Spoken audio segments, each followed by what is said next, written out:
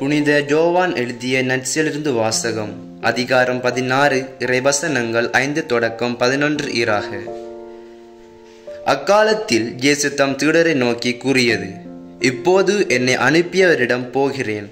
ஆனால் உங்களில் எவரும் நீர் எங்கே போகிறீர் என்று என்னிடம் கேட்காமலேயே நான் சொன்னவற்றை குறித்து துயரத்தில் மூழ்கியுள்ளீர்கள்.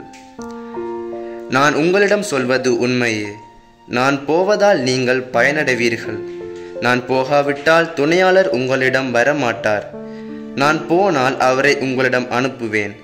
அவர் வந்து பாவம், நீதி, தீர்ப்பு ஆகியவற்றை பற்றி உலகினர் கொண்டு கொள்ள கருத்துக்கள் தவறானவை என எடுத்து காட்டுவார். பாவம் பற்றிய அவர்கள் கருத்து தவறானது, ஏனெனில் என்னிடம் அவர்கள் நம்பிக்கை கொள்ளவில்லை. நீதி பற்றிய அவர்கள் கருத்து தவறானது, ஏனெனில் நான் தந்தையிடம் செல்கிறேன். நீங்களும் இனி என்னை காண மாட்டீர்கள்.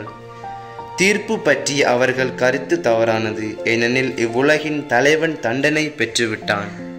இது கிறிஸ்து வழங்கும் நற்செய்தி. கிறிஸ்துவே உமக்கு புகழ்.